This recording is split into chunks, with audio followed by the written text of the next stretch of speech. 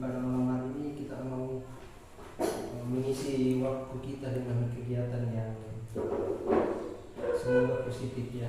Ini rencana kegiatan ini diharapkan bisa berkelanjutan. Jadi mungkin hari ini saya yang menemani teman-teman berdiskusi, selanjutnya kawan-kawan peserta lagi gantian atau seperti apa, atau jelas kita ini bentuknya lebih santai, tidak kaku. Yang penting esensinya sampai, yaitu transfer ilmu pengetahuan. Di sini tidak ada yang menggurui, kita sama-sama belajar ya. Materi pertama pada malam hari ini adalah tentang filsafat. Jadi yang pertama yang harus kita bangun di dalam pikiran kita atau psikologi kita, jangan menganggap filsafat itu sesuatu yang rumit dan sulit dipahami atau bahkan tidak mungkin dipahami. Ya, anggap saja ya filsafat ini sesuatu yang bisa dibincang secara sederhana, bisa dibincang di ruang makan, di teras, di taman atau di mana saja. Karena kalau psikologi kita sudah menganggap sesuatu itu susah, sesuatu itu tak mungkin dipahami, ya itu akan berdampak terhadap kemampuan kita dalam mencerap sebuah ilmu pengetahuan. Jadi yang terpenting pertama adalah niat kita dulu, niat dan psikologis kita yang harus dibangun, psikologis optimis, jangan pesimis. Karena menurut saya filsafat ini ya gampang bagi orang yang menganggap gampang, susah bagi yang menganggap susah. Nah, walaupun nantinya di dalam muatan materinya memang ada materi-materi filsafat itu ya memerlukan energi khusus untuk memahaminya dan upaya-upaya perenungan. Persoalan susah itu kan ya relatif. Mungkin dulu naik sepeda itu susah pada saat kita baru belajar naik sepeda, tapi setelah kita tahu naik sepeda ternyata gampang. Belajar naik motor awalnya susah, ternyata setelah kita tahu gampang. Kuliah di Jogja itu susah, ya ternyata setelah kita kuliah di Jogja ternyata memang susah ya. Sampai sudah berlebih atas. Oh, sampai pendidikan ya. Ya, artinya setidaknya kita telah merasakan bagaimana kuliah di Jogja. Memang gampang-gampang susah, tapi kayak lebih banyak susahnya ya. Tapi lebih banyak kenangan indahnya di Jogja. Itulah yang membuat Jogja selalu dirindukan. Banyak ruang-ruang belajar dan sumber-sumber keindahan. Oke, filsafat. Filsafat ini ya secara artikel itu terdiri dari philo dan sophia. Philo ini artinya cinta, sophia ini bijaksana atau kebijaksanaan. Mencintai kebijaksanaan berarti kita berfilsafat. Apa itu kebijaksanaan? Yaitu berbuat sesuatu yang benar di waktu yang tepat. Nah, itulah kebijaksanaan dalam definisi yang sederhana. Filsafat ini lahir di Yunani pada saat itu. Maksudnya secara struktur ilmu pengetahuan ya, filsafat ini lahir di Yunani. Di sana ada Socrates, Plato, Aristoteles. Di Yunani itu ya Eropa ya, Eropa, dimana pada saat itu lahir filsafat, dan filsafat inilah yang menjadi induk pengetahuan. Jadi kalau diandaikan filsafat itu kayak pohon atau ilmu pengetahuan itu kayak pohon, maka filsafat ini akarnya. Psikologi ini adalah cabang, geologi adalah cabang, tafsir adalah cabang, logika adalah cabang, apalagi matematika, sosiologi, sastra, semua itu pengembangan dari ilmu pengetahuan.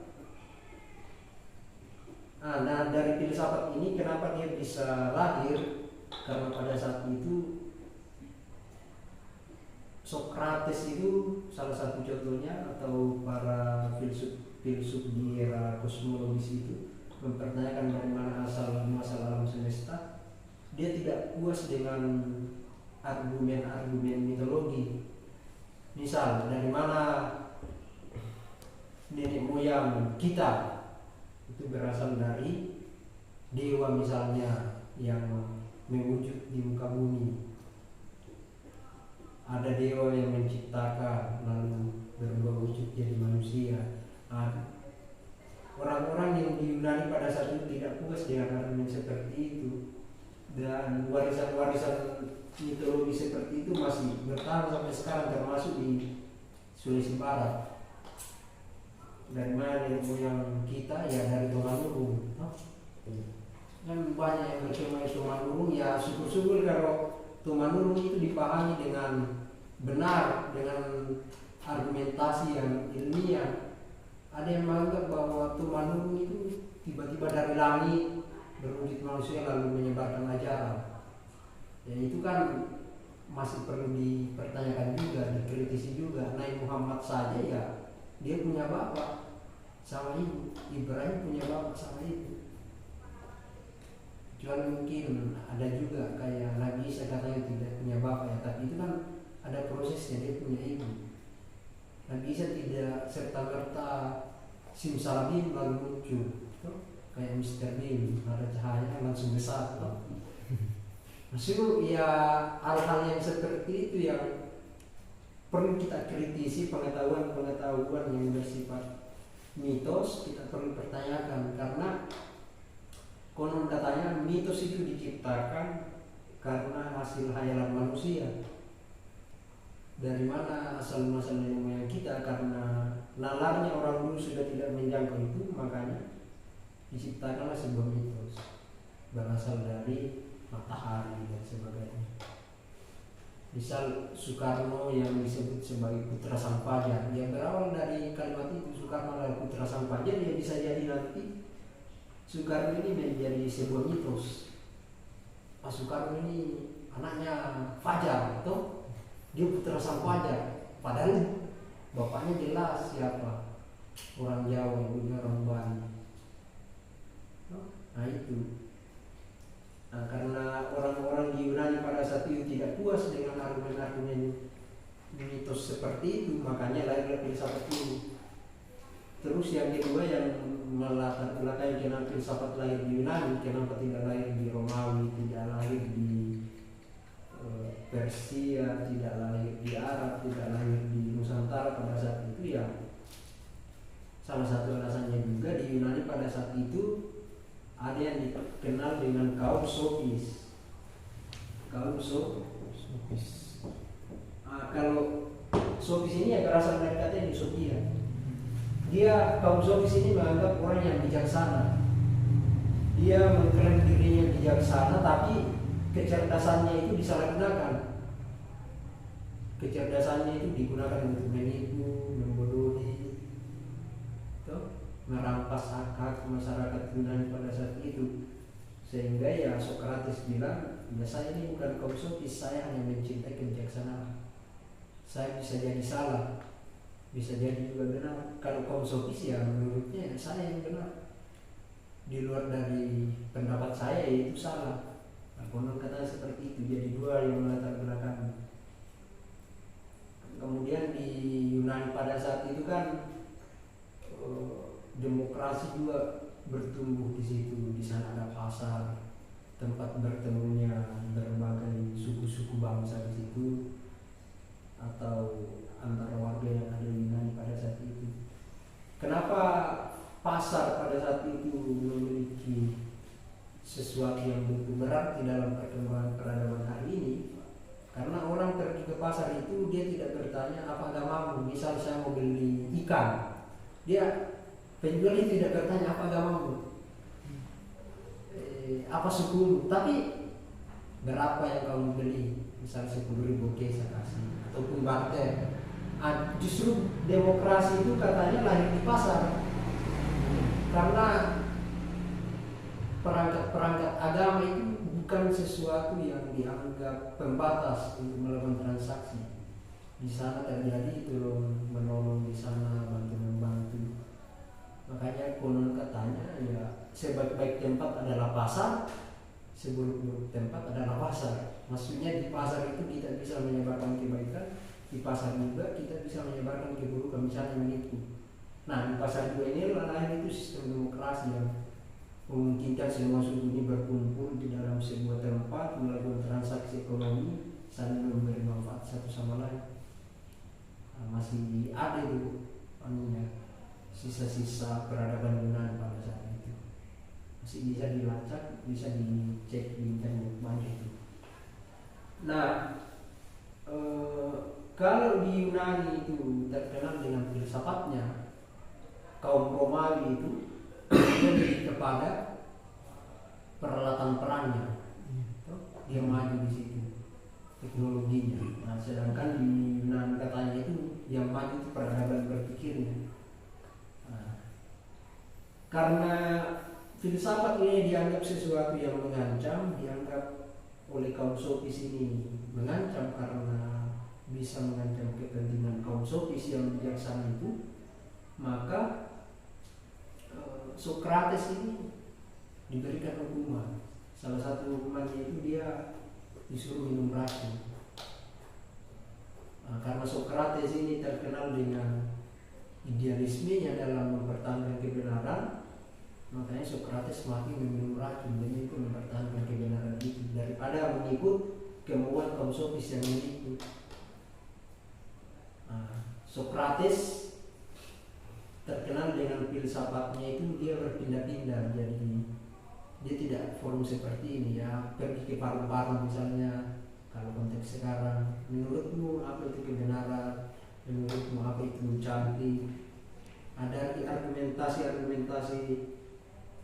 orang itu dikumpulkan lalu dibuat sebuah kesimpulan, argumentasi khusus jadi argumentasi umum bahwa yang benar itu adalah sesuai dengan ide dan kenyataan. Yang cantik itu misalnya anak isi misalnya. Ya waktu itu belum ada anak isi, tapi memang anak isi cantik-cantik loh. Karena ya semua perempuan menurut saya cantik. Begitu.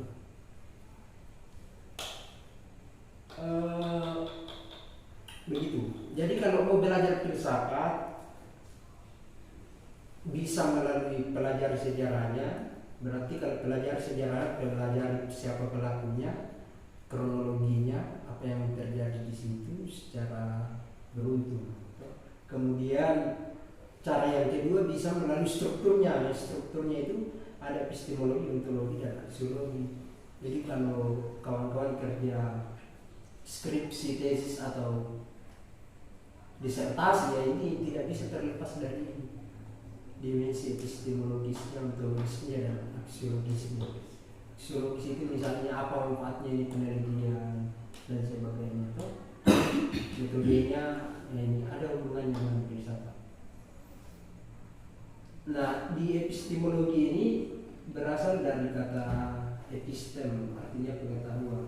Jadi pengetahuan itu ada juga teorinya. Nah, di epistemologi ini dia bertanya bagaimana cara memperoleh pengetahuan tentang warna. Ya tentu melalui mata, bukan melalui telinga. Nah, makanya orang yang buta sejak lahir itu mustahil punya konsepsi tentang warna. Atau orang yang tuli sejak lahir dia tidak akan punya pengetahuan tentang suara. Orang buta misalnya sejak lahir, bagaimana caranya mimpi? Bagaimana kira-kira? Waktu buta sejak lahir, pasti gelap tuh. Merasakan Gelap. Paling yang dirasakan tekstur, kasar, halus, tersambung dan sebagainya. Begitu pun dengan orang yang tulis sejak lahir, ya dia tidak akan punya pengetahuan tentang suara. Warna ada. Nah, di epistemologi itu membahas seperti itu. Nah, Misal ini adalah tisu saya bakar. Ketika saya bakar, tisu ini panas. Pertanyaannya yang masuk di dalam kepalamu itu apakah panasnya tisu atau konsepnya tentang panas? Bukan panas ya, karena kalau panas yang masuk itu terbakar kepalamu. Kalau misalnya otak yang menyimpan itu, yang masuk itu hanya pengetahuan tentang panas, bukan apinya yang masuk. Sama dengan warna, ketika kamu melihat warna merah, yang kau tangkap adalah konsepsi tentang warna merah, bukan merahnya yang masuk. Nah, di situ di epistemologi ini mempelajari tentang alat untuk memperoleh pengetahuan itu panca indera, mata, telinga, hidung, tekstur melalui kulit, lidah itu menangkap, rasa dan seterusnya. Kemudian sumbernya, apa-apa yang menjadi sumber ilmu pengetahuan? Ya tentu materi. Materi itu berarti dia terikat ruang dan waktu. Ada partikelnya di situ dan sebagainya. Di pengetahuan juga bisa bersumber dari akal, pikiran. Ada juga bersumber dari hayalan. Misal adakah kira sakti manusia kira? Tidak ada tuh kenyataannya. Tidak ada, kalau kenyataan tidak ada. Iya, tapi karena kita menghayal makanya lahir itu konsepsi tentang kira sakti. Nah itu contoh pengetahuan yang diperoleh dari hayalan. Kemudian sumber juga dalam agama ada namanya wahyu. Wahyu ini pengetahuan diperoleh oleh manusia tertentu, misalnya Nabi Muhammad, Rasulullah. Ya karena kita bukan rasul ya, jangan berharap wahyu sebagaimana wahyu yang dibawa oleh Rasulullah. Kemudian metodenya, metode itu ada induktif dan deduktif. Induktif itu pengetahuan khusus, lalu deduktif itu pengetahuan yang bersifat umum. Induktif misalnya logam ketika dipanaskan dia akan menguai atau melebur. Nikel ketika dipanaskan dia akan hancur juga, melebur toh. Nah, berarti semua jenis logam ketika dipanaskan dengan suhu tertentu masing-masing maka akan melebur. Nah, itu pengetahuan khusus. Atau contoh lain, nopal mati, topan mati, mukli mati. Berarti semua manusia pasti mati. Ada dulu pengetahuan khusus, baru disimpulkan secara umum. Kalau musik itu masuk juga filsafat kalau musik kayak gini. Musik masuk filsafat seninya ada. Filsafat ini induknya. Iya, pokoknya kan belum ada sosiologi, ekonomi, baru filsafat semua ini. Karena dulu orang masih berpikir mitos, dari mana semua alam semesta ada dewa. Nah, filsafat itu tidak puas dengan itu, makanya lahir dulu filsafat, orang yang mencintai pengetahuan, kebijaksanaan. Nah, nanti karena orang mencintai pengetahuan, dikembangkanlah itu sains, ilmu pengetahuan dan seni. Tapi langkah awalnya ini dulu yang berkembang filsafat. Nanti itu berkembang itu pengetahuan, sains. Nah, kemudian masa berpikir ya ini aliran berpikir karena alat, sumber dan metode yang berbeda maka lahir masa berpikir. Nanti saya jelaskan. Kemudian deontologi ini berasal dari kata ontos, yaitu wujud. Nah, wujud ini di sini perdebatannya yang mana itu ada. Apakah hanya materi atau non materi juga ada? Apakah hanya materi ini yang ada atau yang di luar dari materi itu tidak ada, misalnya Tuhan. Tuhan itu kan bukan materi. Iya. Karena kapan dia materi berarti iya bisa habis, bisa hancur, relatif. Nah, di sini kalau kita salah memahami ontologi bisa jadi kita sakit jiwa, krisis krisis kejiwaan misalnya, ya banyak orang yang gila gara-gara misalnya mau ketemu Tuhan dan sebagainya. Nah, karena dasar ontologisnya bermasalah. Kalau tidak memahami ontologi dengan benar, Anda bisa membuang-buang energi, menghabiskan waktu saja. Kalau memaksakan diri melihat sesuatu yang memang tidak bisa dilihat. Nah, orang-orang Barat materialis, penganut materialisme itu tidak percaya Tuhan karena tidak bisa dilihat. Tapi orang yang mempunyai keyakinan, ya dia percaya Tuhan itu ada. Nah, di situ. Nah, di sini pembahasannya yang mana sebenarnya ini ada.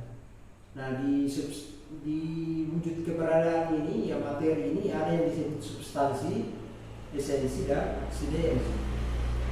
Substansi itu contohnya satnya,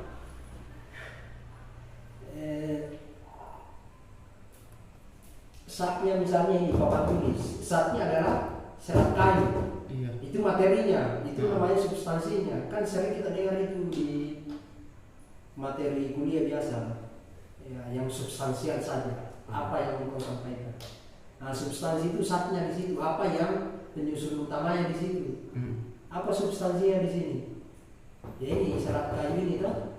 Kalau misalnya penyusunnya berarti satnya adalah serat kayu atau kayu triplex. Nah, esensinya itu sifatnya. Misal kegunaan utamanya mau diambil untuk menulis. Esensinya papan tulis itu digunakan untuk menulis. Kemudian aksidennya, aksiden ini dia sesuatu yang melekat pada sat. Misalnya warna. Misalnya satnya ini kayu. Nah, di kayu ini bisa jadi dia hitam, bisa jadi dia putih, pink, terserah. Nah, itu sifat yang dilekatkan pada substansi. Nah, kalau substansinya yang hilang, maka dia sudah bukan lagi papan tulis kayu. Misalnya diganti besi, berarti dia papan tulis besi. Karena substansi yang dirubah. Tapi kalau aksiden yang dirubah, tetap dia bisa disebut papan tulis. Misalnya warna putih ini saya rubah jadi warna hitam, jadi pink dan sebagainya, tetap dia papan tulis. Nah, substansi ini kalau saya hilangkan kayunya, saya ganti di situ besi, berarti dia sudah bukan lagi papan tulis, tapi dia besi tulis. Besi yang digunakan untuk menulis. Nah, itu. Nah, dalam konteks manusia, substansi kita apa? Misalnya, ya tergantung substansi yang mana. Misalnya otak, misalnya sesuatu yang penyusun kita adalah otak.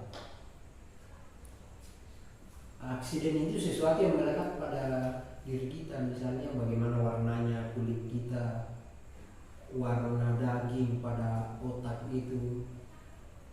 Nah, itu aksiden sesuatu yang melekat pada sat. Nah, esensinya itu ya tujuannya itu manusia memiliki otak untuk berpikir. Kemudian dari perbedaan pandangan ontologis dan epistemologis, dia bisa melahirkan pandangan dunia yang berbeda. Nah, di pandangan dunia ini lahirlah kaum materialisme. Ada kaum idealisme. Sini ideologi gak? Nah, ada kaum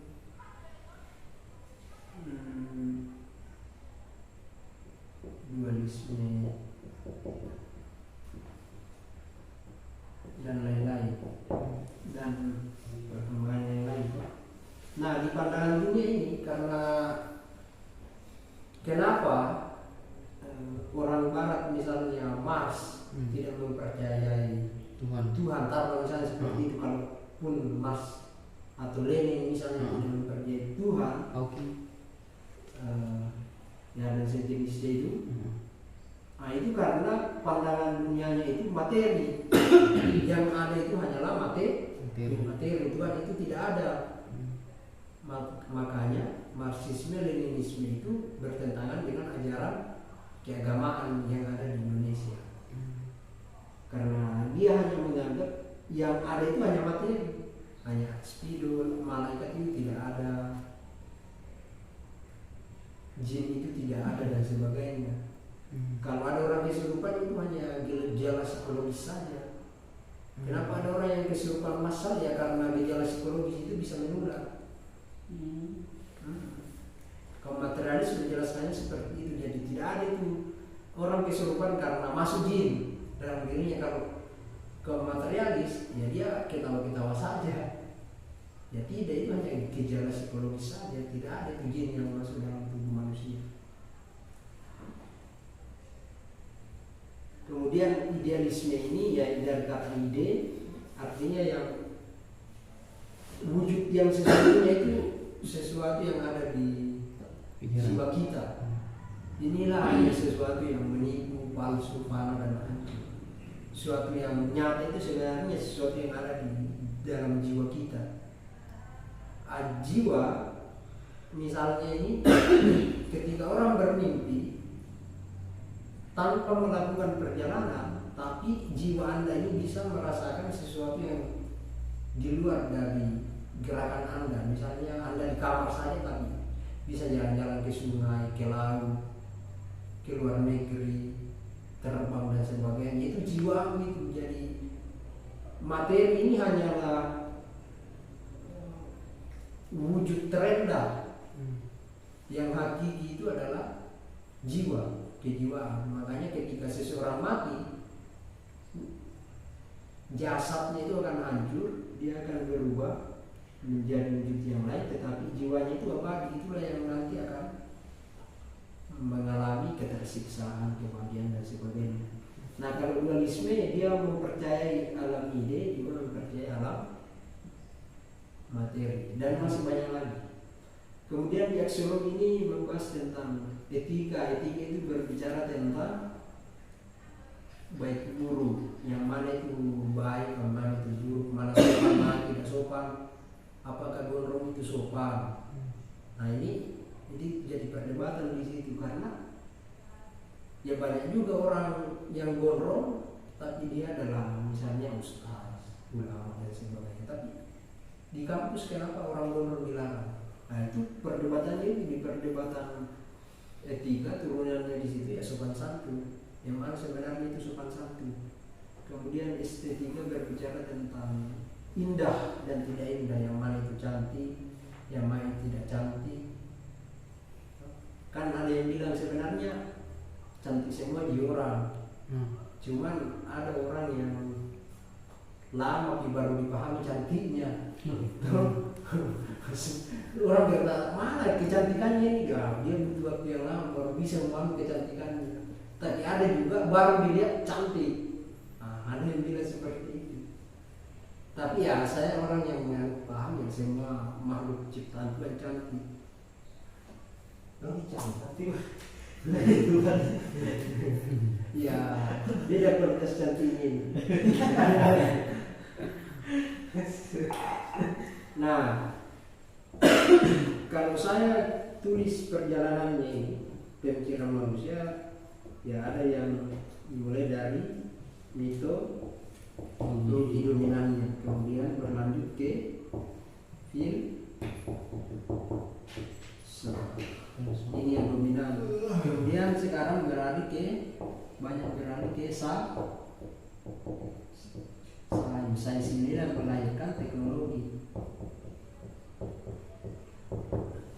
melahirkan PES 2012, PES 2022, mobil legend. Nah itu berkat sains, tapi dia tidak langsung melompat ke sains, ada prosesnya dulu.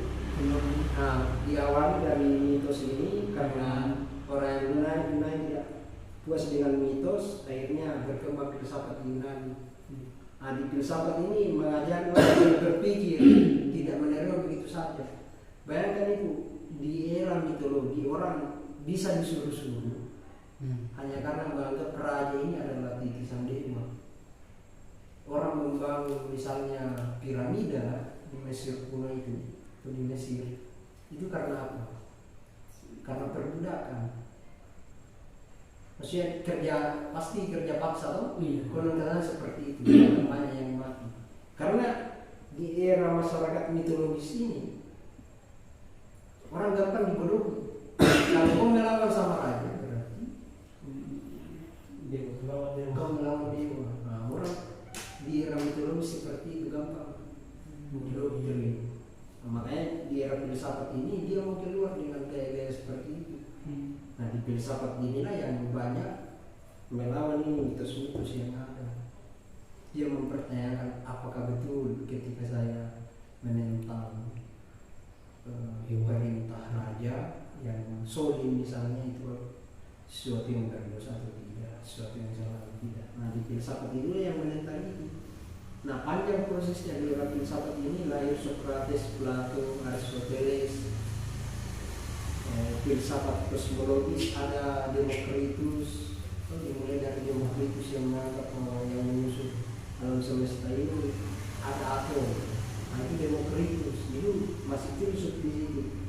Kemudian berkembang ke Niels Bohr, Rutherford, dan sampai sekarang teori tentang atom itu sudah berkembang. Nah, kita sudah mulai masuk di sains. Nah, di filsafat ini dia terkenal dengan berpikir kritis, berpikir sampai ke akar-akarnya.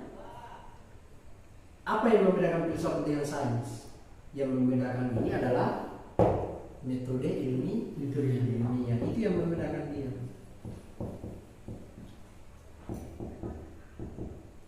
Metode ilmiah ini yang banyak dipakai di kampus.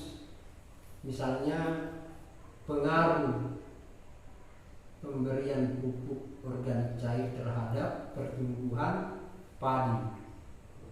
Kan materi semua itu pengaruh pemberian pupuk organik cair terhadap pertumbuhan padi. Artinya bisa semua diobjektifikasi, bagaimana wujudnya pupuk, bagaimana wujudnya pertumbuhan padi. Itu bisa dikuantifikasi, bisa diukur. Misal pemanfaatan plastik misalnya untuk campuran aspal, itu kan kajiannya sipil misalnya, apakah strukturnya lebih kuat atau tidak. Itu kan bisa semua, bagaimana wujudnya plastik, bagaimana wujudnya aspal. Untuk mengukur kekuatan bangunannya itu ada alatnya.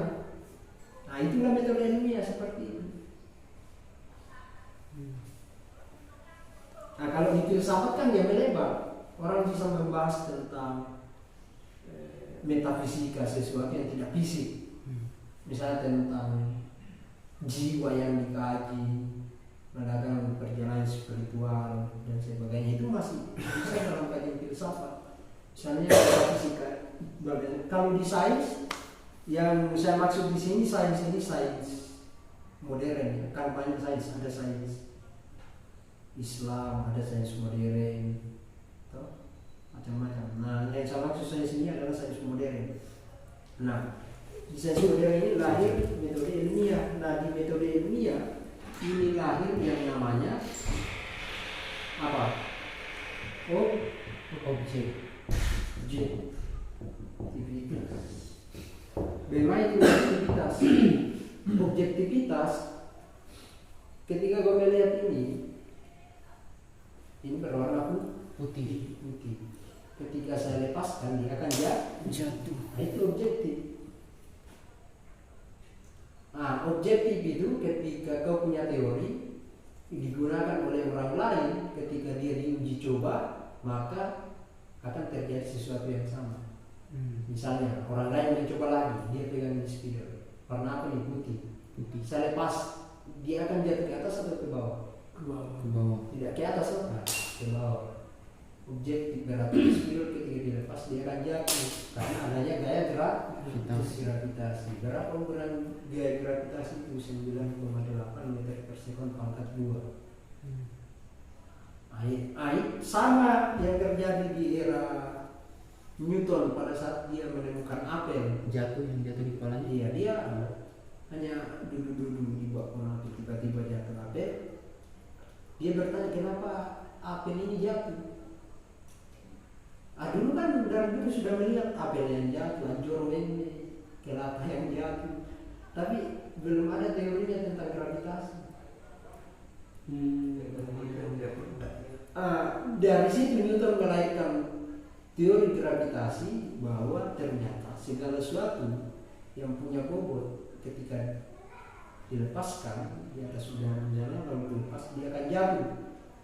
Itu disebabkan oleh gaya gravitasi, dan gaya gravitasi itu bersifat konstan, sama untuk setiap benda, yaitu 9,8 meter per sekon pangkat 2. Memang cara mengukurnya itu disitulah sains. Di sains ini lahir bahasa-bahasa objektif. Misalnya yang dimaksud panas adalah misalnya sekian derajat. Misalnya untuk memanaskan air, untuk mendidihkan air itu diperlukan suhu sebesar 100 derajat misalnya. Ketika kau coba juga kepanaskan air 100 derajat, dia akan mendidih. Itulah sains.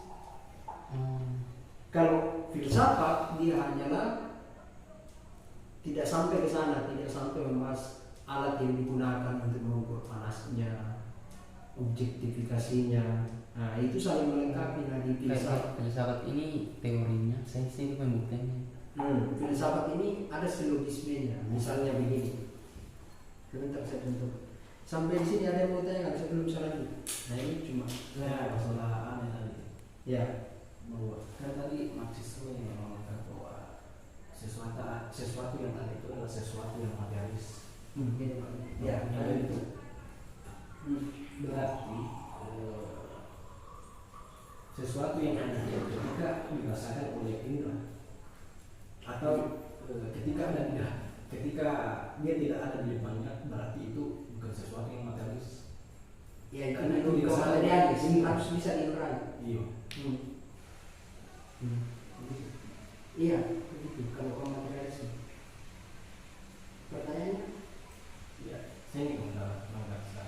Mau memastikan. Ya, kalau materialisme seperti itu. Karena argumentasi kaum materialis, kau tidak bisa membayangkan sesuatu yang tidak pernah kau lihat sebelumnya.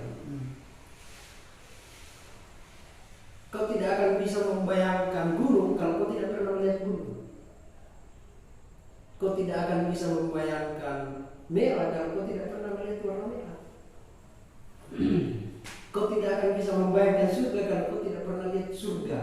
Misalkan yang kau anggap surga seperti itu. Harus bisa dikonsepsikan. Nah, makanya kaum materialis menganggap ya surga itu tidak ada sebenarnya.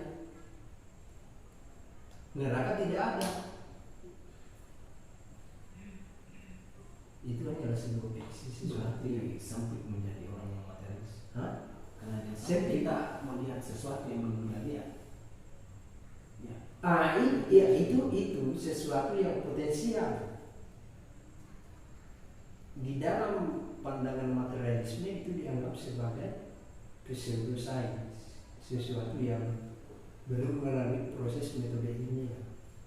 Kalau di sains itu dianggap belum ada. Itu ya fiksi saja dalam materialisme. Siapa yang dibayang-bayangkan? Saya kau bayangkan tangannya Tuhan. Memang tangannya Tuhan misalnya. Besarnya Tuhan itu seperti apa? Itu pandangan materialis. Ada yang bisa membantu di pandangan kaum materialis? Bisa dibantah? Belum bisa menurutmu, tapi menurut saya bisa saya bantahkan. Itu kaum materialis baru yang bisa membayangkan, baru dia percaya. Iya. Berarti dia tidak percaya dengan angin dan listrik. Angin itu dirasakan oleh tekstur, tapi tidak bisa dibayangkan. Ada energi di situ, konsepsi energi. Materi itu percaya juga energi. Materi energi itu materi yang dipercepat. Materi adalah energi yang diperlambat. Tapi kalau kita bilang itu Tuhan dianggap sebagai energi, apakah bisa juga? Iya. Kalau kepercayaan orang beragama, Tuhan itu bukan energi. Kalau kita yang membantah omongan kaum materialis, kalau kita mengatakan ya, Tuhan itu semacam energi juga, karena suatu bentuk material yang dipercepat sehingga dia nampak. Karena kalau kau menganggap misalnya Tuhan itu adalah energi, ini kan rumusnya Einstein, mc energi itu sama dengan materi dikalikan dengan kecepatan cahaya pangkat 2. Artinya energi sama materi itu sama, yang membedakan itu kecepatannya. Ketika dia dipercepat, maka dia akan menjadi energi. Ada yang membuktikan Apanya? ketika dia dipercepat. Ada buktinya ketika kau gosok-gosok misalnya, toh panas, geser. Nah itu kan menjadi energi di situ, energi yang besar ketika kau percepat, melahirkan energi panas di situ. Atau ketika kau berlari dengan kecepatan cahaya, maka kau apa bedanya dengan cahaya? Makanya kalau kau lari dengan badanmu karena kau mendekati kecepatan cahaya. Berarti tadi mitologi, konsep mitologi kan ada jika tidak bisa dibuktikan. Mitologi itu ada karena tidak mampu dijangkau oleh nalar, makanya diciptakan fiksi. Makanya kaum materialis menganggap agama itu masuk mitologi. Tapi kan sebagai orang beragama kita punya keyakinan, toh? La raiba fihi dalil muttaqin, toh?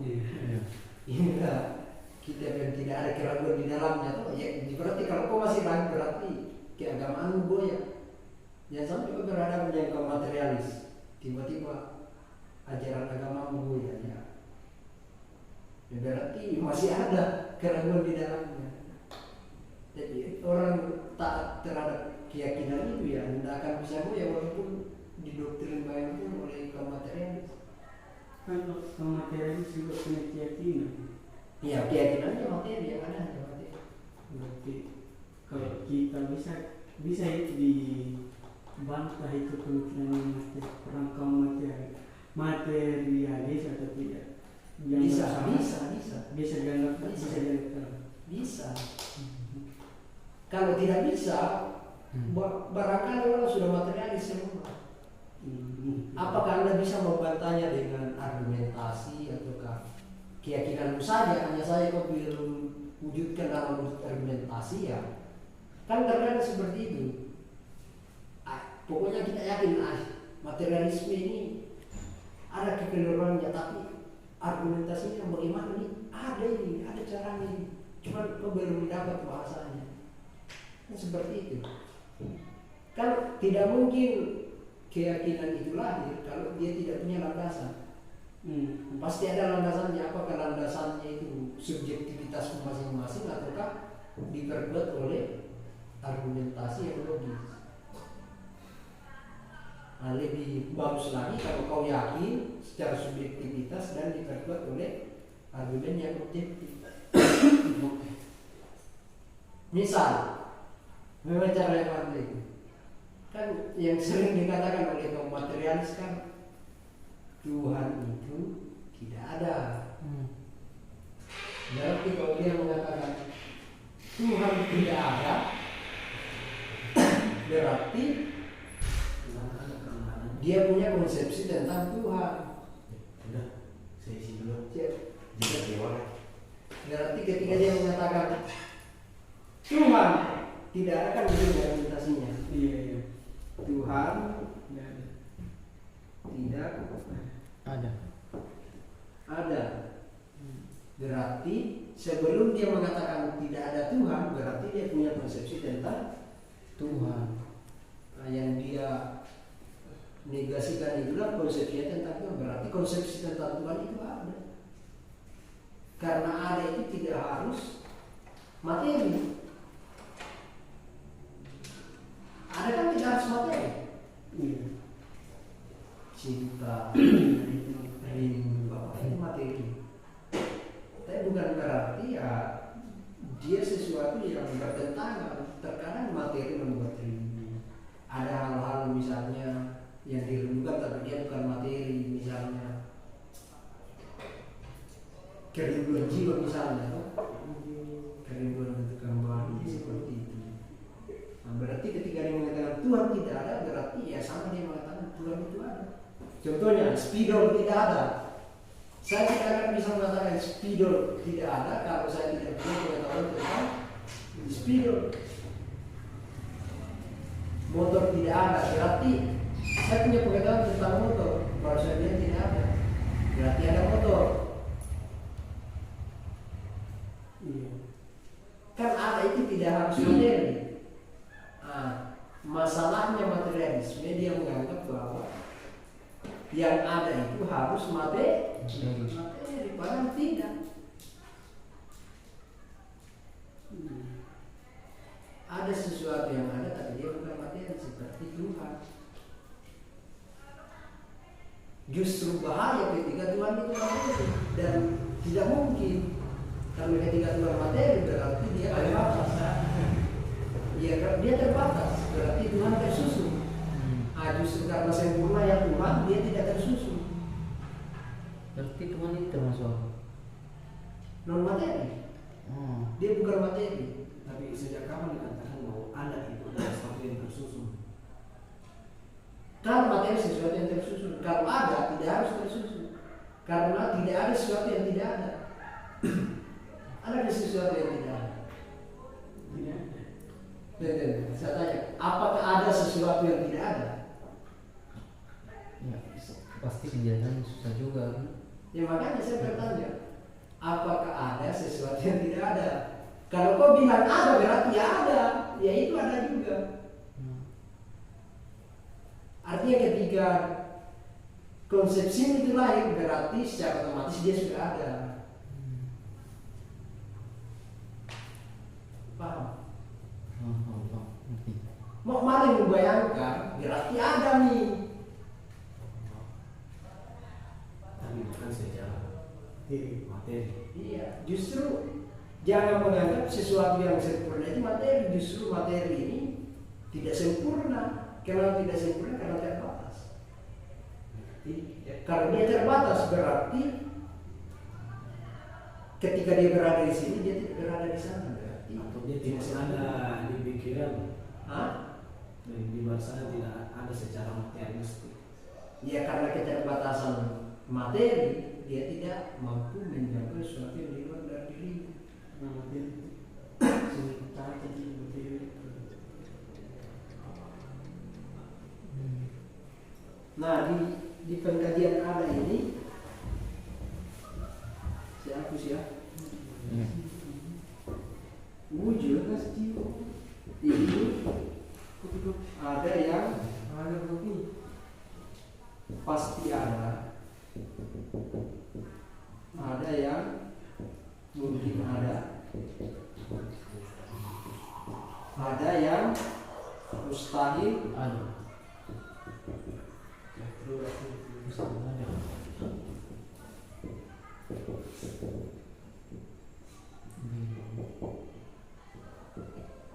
Nah, pasti ada ini pernah baca juga, pernah mendapat literasi tentang ini wujud. Pasti ada itu sesuatu yang pasti adanya, nyata adanya. Apakah dia ada karena dirinya sendiri ataukah ada karena yang lain? Ada karena dirinya, berarti dia tidak diadakan oleh yang lain. Tuhan itu ada karena dirinya sendiri, tidak ada yang mengadakan. Sejak kapan Tuhan ada? Kita bilang Tuhan itu ada sebelum kata ada itu ada, dan akan tetap ada ketika kata ada itu sudah tidak ada. Artinya Tuhan itu melampaui bahasa ada. Berarti meskipun kita mengatakan Tuhan tidak ada, tetap saja kita mengatakan ada.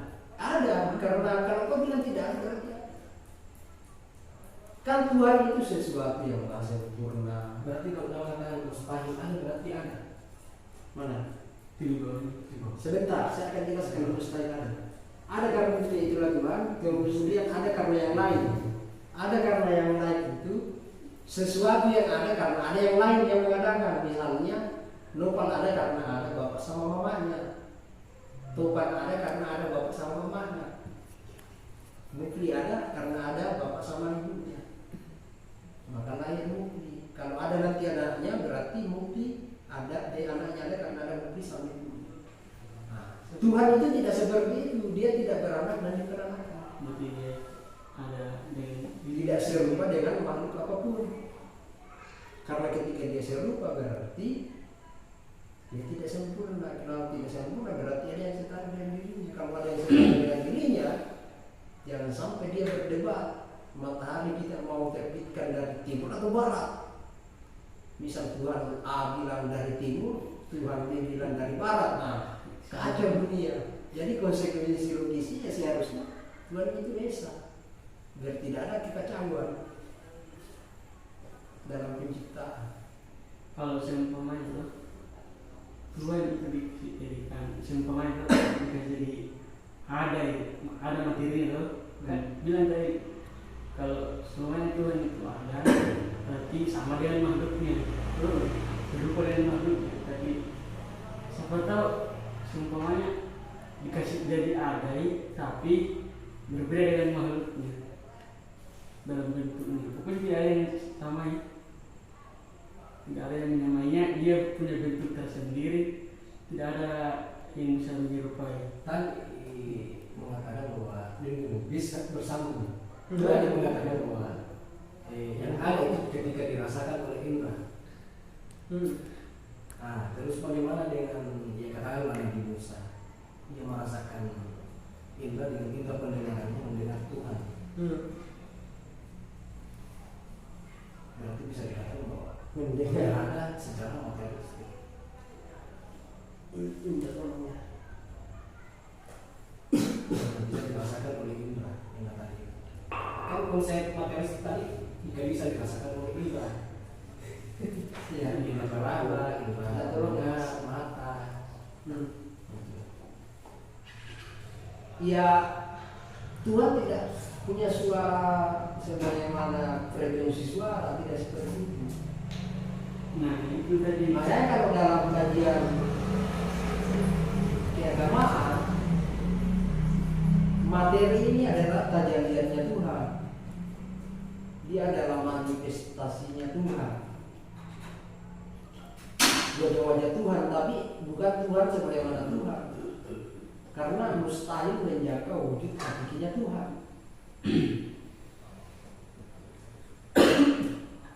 Tidak akan mungkin kau jangka.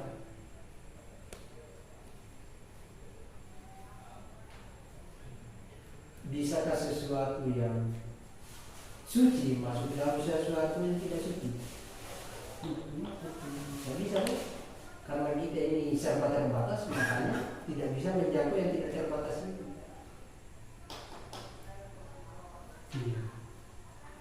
Makanya dalam aliran tasawuf ya, untuk bertemu dengan Tuhan dalam bahasa tasawuf itu yang melalui mati penyucian jiwa.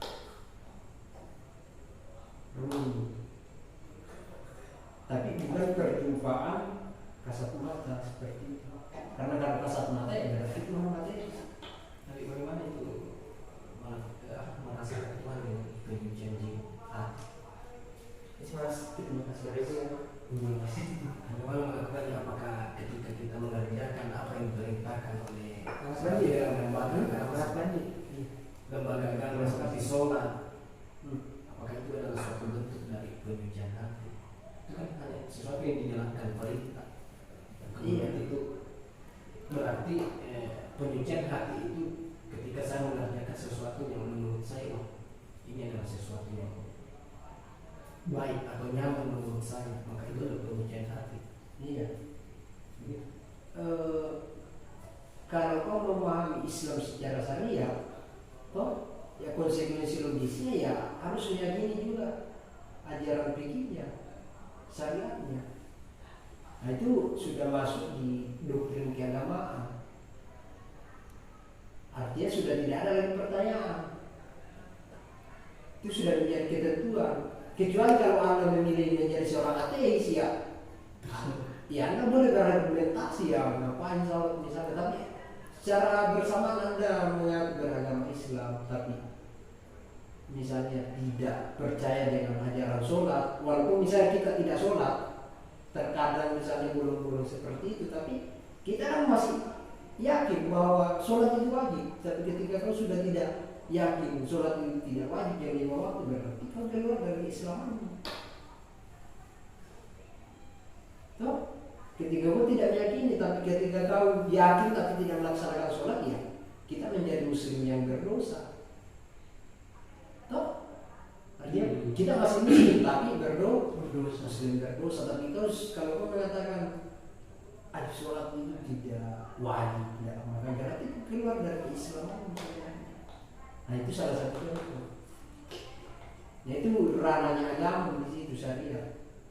Filsafat sudah tidak masuk di situ mencampuri kalau masalah fikih, dan itu hanyalah filsafat hanyalah cara berpikir di situ, tapi untuk mencampuri cara salah fikihnya seperti yang bukan ranah filsafat. Ini sudah masuk di wahyu di situ, bukan mungkin tadi wahyu. Saya bisa mengatakan bahwa pengujian hati ketika kita beranggapan bahwa itu adalah sesuatu yang baik menurut kita.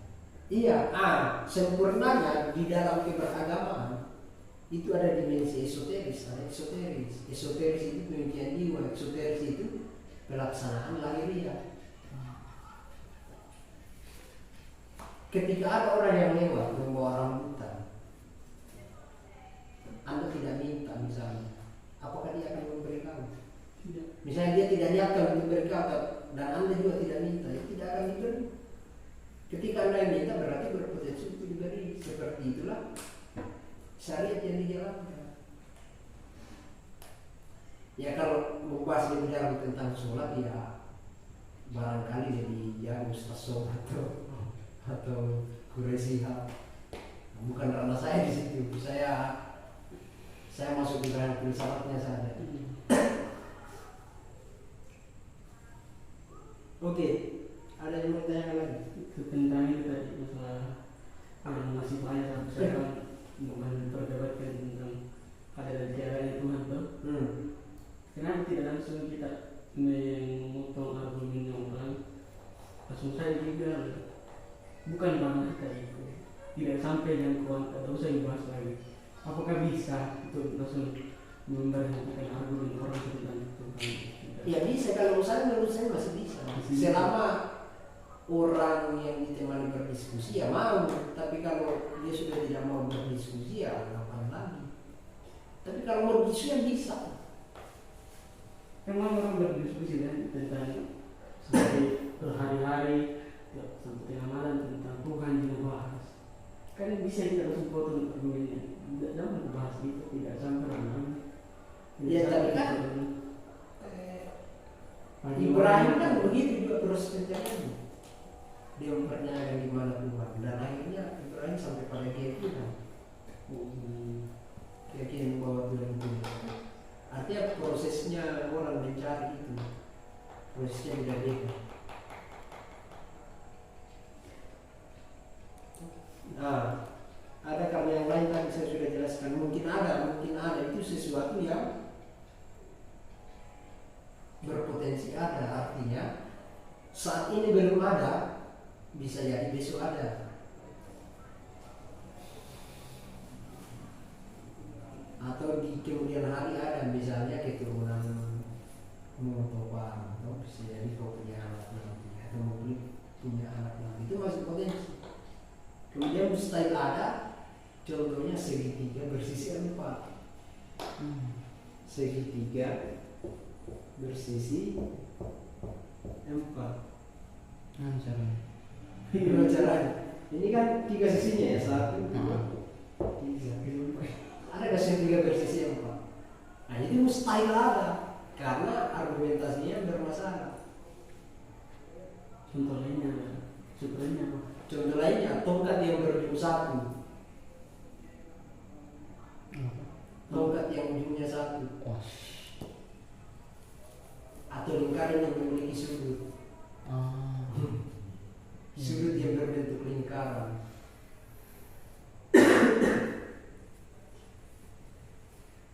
Selain contoh lain Bentuk. sisi bentuk apa? Iya, apa kira-kira? Ya, segi 4 memiliki Bukan bentuk. Maunya apa ini? Contoh Contoh yang ini. Mas tahu kan maunya apa? contohnya wah Mufli langsung berubah jadi perempuan. Itu mungkin bisa itu Ya, berubahnya itu seperti apa? Apakah secara evolusi langsung atau tampakannya saja? Banyak itu yang berubah tampakannya saja. Tapi secara substansi langsung berubah. yang berubah. Iya, dalam kacamata pemikiran ilmiah tidak mungkin. Kalau psikologis jadi Tapi di luar dari itu, misalnya ada keajaiban misalnya, ya mungkin saja. Tapi ya kacamata ilmu pengetahuan ya tidak mungkin. Pun kalau nanti bisa, berarti ya dia akan menjadi pengetahuan yang baru. Oke, ada yang mau tanyakan?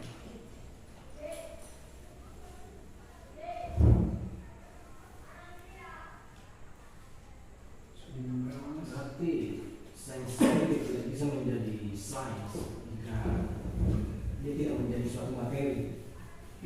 Iya, kalau sains modern harus materi. Harus bisa diobjektifikasi. Kalau sains klasik, Sains klasik itu maksudnya dia apa mas? ada modern. Kan ada modern itu pasti ada. Coba ada sains kuno. Sahabat mas, kan punya sahabat. Kata Ya, dulu kan sains itu sains itu digunakan untuk membenarkan argumentasi teologis. Orang belajar matematika itu untuk membenarkan argumentasi agama. Itu sains di sini. Misalnya Thomas Aquinas, ini orang-orang yang berfilsafat tapi untuk membenarkan ajaran agama. Awalnya sains itu ya untuk membenarkan argumentasi agama. Di sains modern dia keluar dari ajaran agama. Maksudnya dia tidak terhubung lagi dengan ajaran agama. Misalnya di Eropa kan waktu itu ada abad ke-8 bahwa kaum gerejawan mengatakan pusat dari alam semesta adalah adalah bumi, geosentris. Nah, sedangkan menurut temuan sains pada saat itu, pusat dari alam semesta adalah matahari.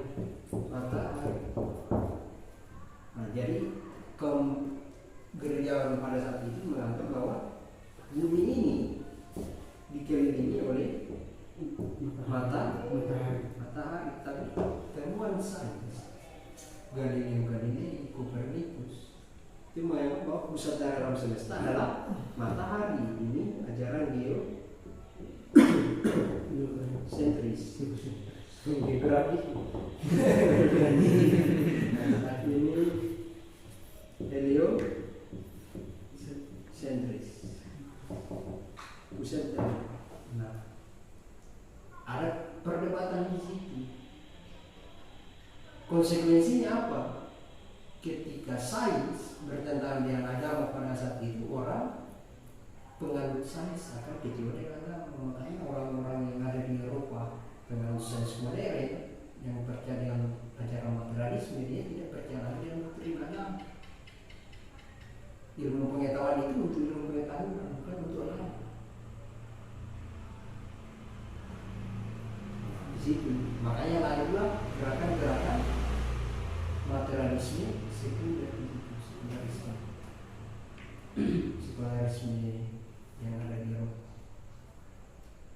Konsekuensinya apa ya? Agama tidak usah campur tangan dalam urusan ilmu pengetahuan. Kan tidak ada sekarang skripsi di Indonesia yang mengkaji pengaruh ucapan Bismillah terhadap pertumbuhan padi. Tidak Bisa jadi judul skripsi tidak itu? Toh? Atau pengaruh bacaan Yasin terhadap produktivitas nilai misalnya, nilai atau pengaruh mantra terhadap produktivitasnya ikan lele. Tidak diakomodir di Indonesia. Ya karena dia tidak punya metode objektif. Bagaimana objektifikasi itu pengaruhnya basmala terhadap pertumbuhan padi? Jangan-jangan ini misalnya kau ucap Bismillah, ternyata produktivitas padi itu meningkat misalnya. Orang lain juga coba dia baca basmalah, ternyata layu bahkan mati, berarti susah diobjektifikasi.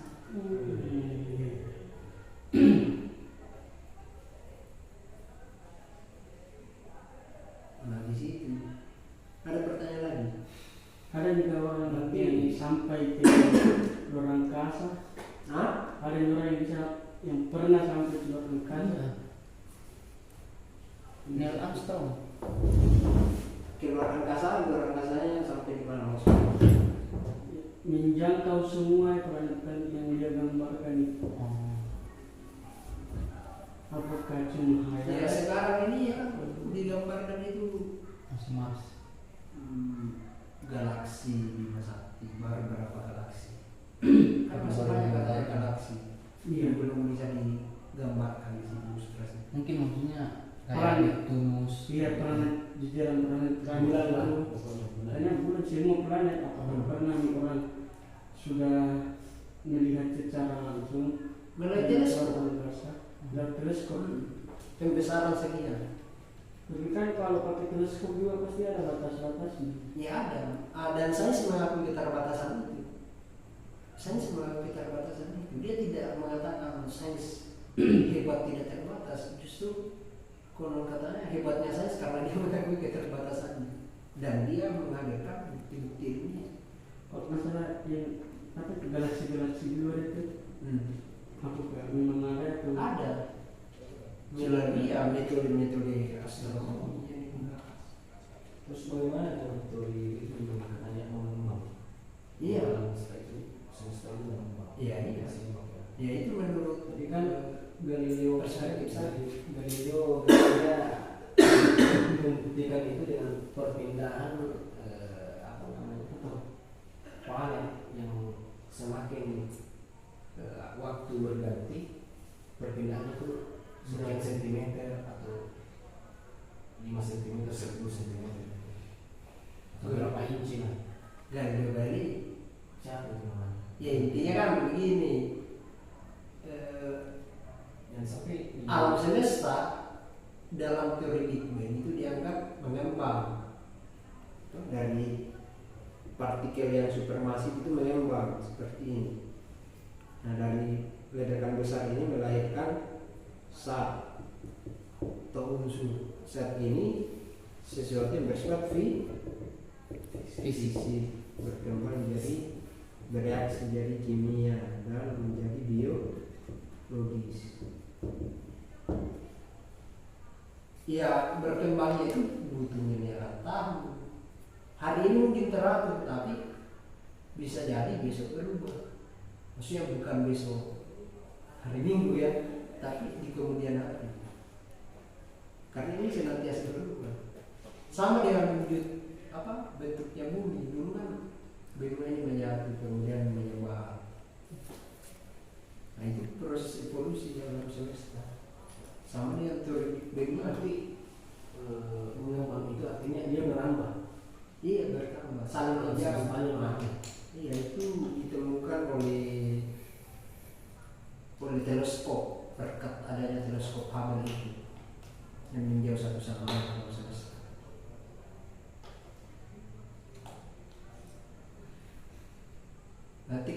jodoh satu sama lain berarti dia pernah menikah. Ada pertanyaan lain? Gitu. Ya kalau sudah tidak ada ya barangkali mau diakhiri. Nanti kita lanjut lagi pada pertemuan selanjutnya. Kenapa nggak ada pertanyaan? Sudah tidak ada? Kalau sudah tidak ada ya nanti kita lanjut. Atau mungkin masih ada nanya Cukup. kapal saya. Kalau tidak ada? Sudah. Oke, terima kasih. Ini hanyalah pengantar filsafat yang sedikit juga masuk dalam sains. Karena ya filsafat sains itu tidak terlepas, membahas filsafat ya tidak terlepas dari mitologi juga. Begitupun ketika membahas sains, sulis juga dilepaskan dengan yang namanya filsafat. Karena perkembangannya itu bersifat dialektis di situ. Ada pertarungan gagasan di situ, sehingga melahirkan sebuah gagasan baru, ide baru, apakah saling melengkapi menguatkan atau malah melahirkan gagasan yang bertentangan dengan gagasan sebelumnya. Baik, itu saja dulu. Barangkali pada pertemuan selanjutnya kita bisa membahas lagi hal-hal yang lebih mendalam dari filsafat ini, dan jika ini berkelanjutan ya kita akan membahas materi-materi yang lebih kontemporer lagi nantinya. Baiklah, terima kasih atas perhatiannya. Lebih dan kurang yang mohon dimaafkan. Bila taufiq wal hidayah. Wassalamualaikum warahmatullahi wabarakatuh.